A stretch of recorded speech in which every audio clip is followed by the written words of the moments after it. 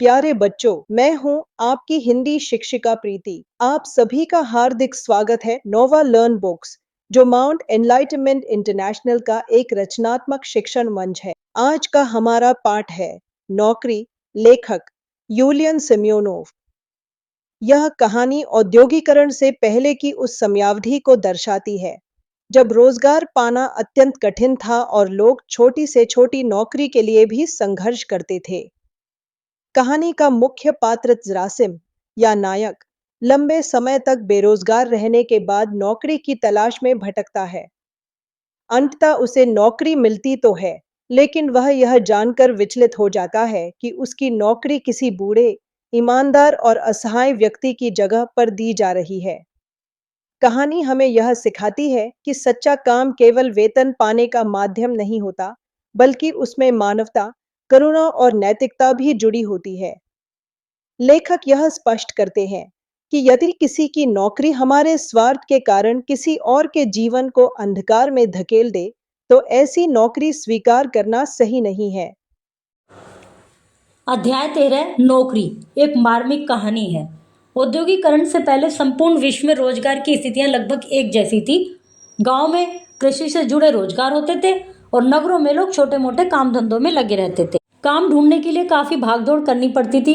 प्रस्तुत कहानी ऐसी ही परिस्थितियों पर आधारित है। आइए इसे पढ़ते हैं।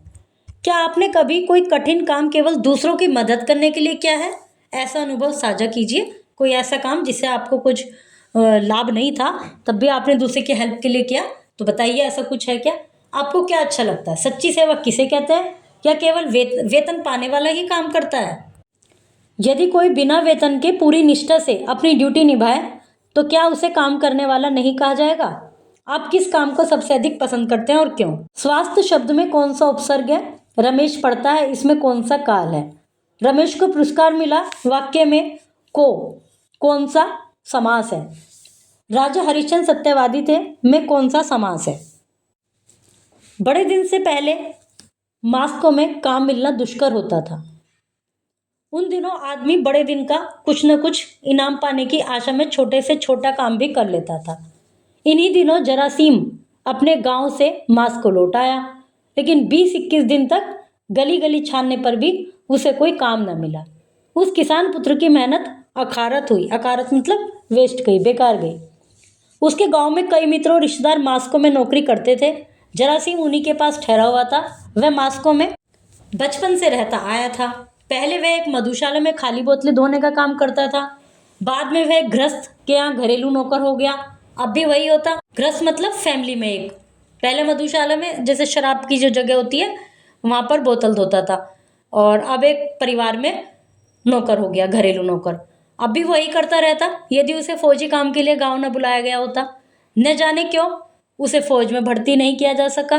मतलब बुला तो लिया, लेकिन अब फौज में भर्ती नहीं किया, तो वो तो बेचारा परेशान हो गया।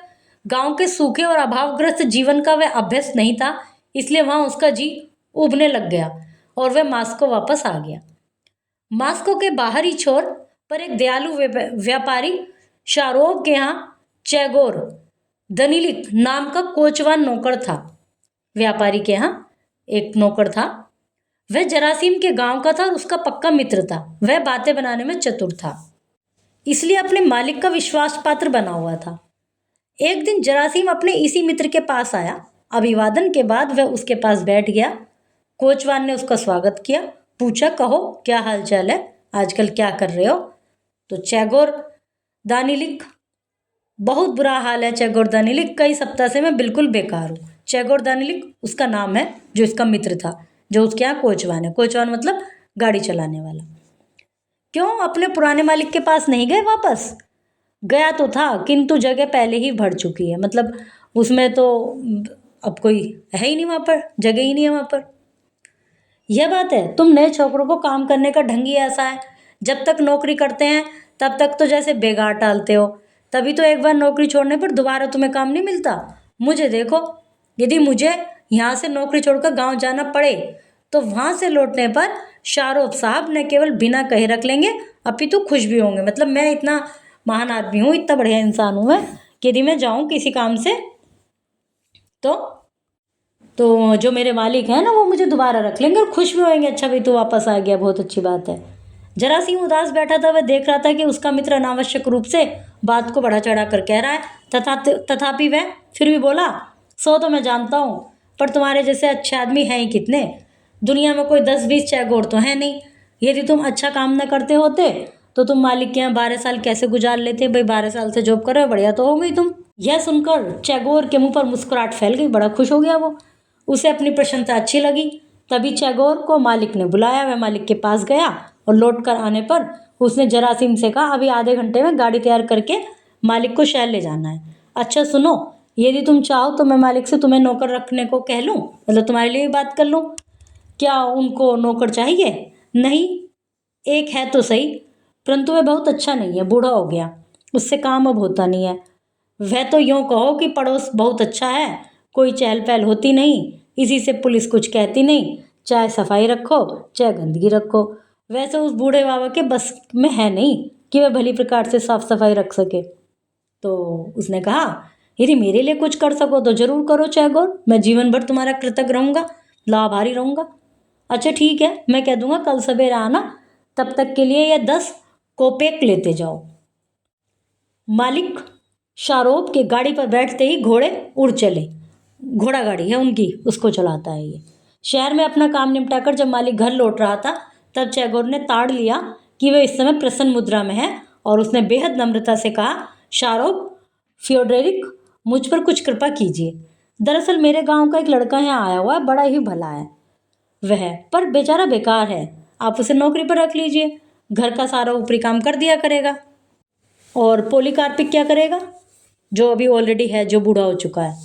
तो वो बोला, वह किस काम का है, अब तो उसे निकाल देना चाहिए, यह तो ठीक नहीं है, वह मेरे पास कितने लंबे से समय से है, बिना कारण इसे नौकरी से अलग क्यों कर दूं? माना कि वह आपके पास बरसों से नौकर रहा है, तो इसमें क्या हुआ, कोई मुफ्त में उसने काम नहीं किया, काम के लिए उसे पैसा मिला और फिर बुढ़ापे में के लिए उसने कुछ ना कुछ बचा कर रख ही लिया होगा, अब तो बूढ़ा हो गया, उसने तो अपना जोड़ रखा होगा, बचा लिया होगा। कैसे बचा सकता था वह अकेला तो है नहीं, उसकी पत्नी भी है, तो बेखर्चा इतना हो जाता है। आप पोलीकार्पिक और उसकी पत्नी की फिक्र क्यों करते हैं? मैं आपको सच बताऊं, वह बहुत खराब काम करता है, आप उस पर अपना पैसा बर्बाद क्यों कर रहे हैं? वह कभी ठीक समय पर कमरा साफ नहीं करता, जिस दिन रात को पहरा देने की उसकी बारी आती है, रात भर में कम से कम 10 बार घर जाकर सोता है, परंतु वह करे भी क्या, ठंड उससे सही नहीं जाती, किसी दिन उसके कारण आपको पुलिस से झगड़ा करना पड़ जाएगा। तब भी यह बात बुरी है, मेरे पास 15 वर्ष से काम कर रहा है, मैं बुढ़ापे में उसे निराश्रित कर देने से पाप लगेगा, मतलब जिसका कोई सहारा ना हो, मैं उसे बेसहारा नहीं छोड़ सकता। शारोब बोला, पाप? आप उसका कोई बिगाड़ थोड़ी कुछ कर रहे हैं, वह भूख तो मरेगा नहीं, दान गृह में चला जाएगा, मजे से बैठा बैठा खाएगा। दान गृह मतलब जहाँ वृद्ध लोग चले जाते हैं जिनके पास कोई इनकम नहीं होती, वो वहाँ पर बैठ के, मतलब वहाँ पे उन्हें खाना वाना मिल जाता है। शारोब ने चैगोर की बात पर कुछ देर विचार किया, अच्छा तो उस लड़के के लिए कुछ ना कुछ करूँगा, मतलब उन्होंने ये तो एग्री नहीं करे कि बूढ़े को निकाल दूंगा, कि कुछ ना कुछ करूँगा। दूसरे दिन शाम को जरासीम चैगोर के पास आया और दोनों शारोब के पास पहुंचे। शारोब ने जरासीम से कुछ सवाल पूछे और उसके उत्तर देने पर बोला, मैं तुम्हें ऊपर के काम के लिए नौकर रख सकता हूँ, कल सुबह से तुम अपने काम पर आ जाओ। जरासीम खुशी से फूल उठा, उसने कृतज्ञता के भाव से चैगोर का हाथ दबाए, मतलब जैसे खुश होकर चुपचाप में ऐसे कर दिया। वहां से जरासीम चल दिया। कोठी से बाहर फाटक तक जाने के लिए एक चौगान पार करना पड़ता था। चौगान था एक खेल का मैदान, उसका नाम था। जरासीम वहीं बाहर जाने के लगा, वहीं से बाहर जाने लगा। चौगान के कोने में एक कोठरी थी, कल से जरासीम को उसी कोठरी में रहना होगा। कोठरी में बत्ती जल रही थी। जरासीम उस कोठरी की झलक देखने के लिए उत्सुक हुआ। उसने सोचा कि देखूं तो सही जहाँ मुझे रहना है, परंतु खिड़की बंद थी, उसके पल्लों पर बर्फ जम गई थी, इसलिए अंदर झांक कर देखना संभव नहीं था। फिर भी वह खिड़की से सटकर खड़ा हो गया और अंदर कोई बात कर रहा था, उससे सुनाई पड़ा। तो अब हम क्या करेंगे? एक बूढ़ी स्त्री का स्वर था। क्या बताऊं, क्या बता सकता हूँ, भीख मांगनी पड़ेगी और क्या, मतलब वो जो जिसको निकाल रहे हैं, जिसकी जगह इसको रख रहे हैं, वो अपनी वाइफ से कह रहा है, हाँ हम गरीबों की ज़िंदगी कितनी बुरी है, हम सवेरे से लेकर आधी रात तक काम में जुटे रहते हैं, ऐसी ही सारी ज़िंदगी बिता दी और अब एक दिन सुनते हैं कि निकल जाओ यहाँ से।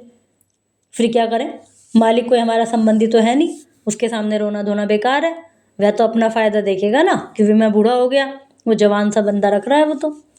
सभी मालिक ऐसे ही नीच होते हैं, अपने अलावा और किसी की परवाह नहीं करते। उन्हें यह ख्याल ही नहीं होता कि हम वर्षों तक ईमानदारी और सच्चाई से सारा काम करते हुए अपनी जान खपा देते हैं।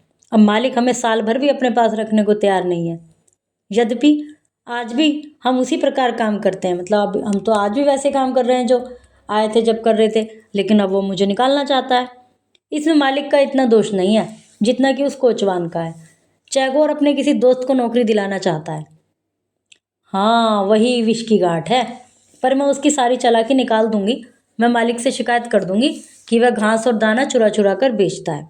अब इसकी ये जो इसका चैगोर था, जो बड़ा मालिक का सगा बना रहता था, ये कुछ चोरी करके सामान को बेचता है, अपना मतलब नंबर 2 का काम करता है। इसकी वाइफ ने कहा मैं मालिक को बता दूंगी अब ये बात, जब वो हमें निकलवा रहा है तो। अरे नहीं, जाने भी दो, क्यों बुढ़ापे में पाप मोल लेती हो? पाप कैसा? जो मैं कुछ कर रही हूँ वह सच है, सच नहीं है क्या? फिर हम कर ही कह सकते हैं, हम कहाँ जाएं? कमबख्त कोचवान ने तो हमारा सत्यानाश कर डाला। कहते कहते बुढ़िया सुबकने लगी। जरासीम ने जब यह सुना तो उसे लगा मानो किसी ने उसके कलेजे में छुरी भोंक दी हो। यह नौकरी कर लेने पर इस वृद्ध दंपत्ति पर कैसी मुसीबत पड़ेगी, इसकी कल्पना करके वह कांप उठा। वेदना से व्यथित होकर कुछ देर पागल सा खड़ा रहा, फिर कोचवान के कमरे की ओर लौट पड़ा। और उसने वहां जाकर कुछ नहीं कहा, कोई क्लेरिफिकेशन किसी को कुछ नहीं दिया। उसने कहा वापस चल दिया मतलब। तो पूछा उसने, अरे क्या हुआ, कुछ भूल गए क्या? तो उसने कहा नहीं चैको, मैं इसलिए लौटा हूँ कि सुनो, मैं तुम्हें बहुत धन्यवाद देता हूँ, तुमने मुझे नौकरी दिलवाई, पर मैं नौकरी कर नहीं सकता। लेखक हैं यूलियन सेमियोनोव। यूलियन सेमियोनोव एक रूसी लेखक व उपन्यासकार थे। वे अधिकांशतः जासूसी कहानियां लिखा करते थे। उनका जन्म 8 अक्टूबर 1931 को मॉस्को में हुआ था। उनके पिता जेविश एक संपादक थे। उनकी मां गैलिना निकोलेवना इतिहास की शिक्षिका थी। सोमियोनोव ने Moscow institute of oriental studies से स्नातक की डिग्री प्राप्त की थी। इसके बाद उन्होंने मॉस्को स्टेट यूनिवर्सिटी में अफगान भाषा के शिक्षक के पद पर कार्यभार संभाला। उनकी सबसे प्रमुख रचना 17 मोमेंट्स ऑफ स्प्रिंग थी। 15 सितंबर 1993 में इनकी मृत्यु हो गई। रूस मॉस्को में अमीर लोग ट्रैफिक से बचने के लिए नकली एम्बुलेंस का प्रयोग करते हैं। रूस में पुरुषों की तुलना में स्त्रियां अधिक है, मतलब एम्बुलेंस को ये कहते हैं ना कि पहले निकल जाने दो उसकी आवाज़ सुनकर, तो रूस में ऐसा करते हैं लोग। रूस के 1/3 लोग मानते हैं कि सूर्य पृथ्वी के चक्कर लगाता है, मतलब जबकि क्या है, हम लोग क्या मानते हैं कि पृथ्वी सूर्य के चक्कर लगाती है। रूस के भीतर कम से कम 15 शहर हैं जिन्हें समस्त विश्व से छुपा कर रखा गया है। रूस में 25% लोग 55 वर्ष की आयु से पहले ही मर जाते हैं। रूस में पीटर द ग्रेट के शासनकाल में यहाँ दाढ़ी रखने पर टैक्स लगता था।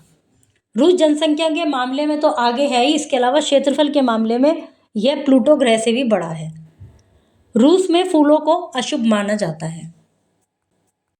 प्रिय बच्चों, नौकरी कहानी हमें सिखाती है कि सच्ची सफलता वही है जो दूसरों के साथ न्याय और करुणा के भाव से प्राप्त हो।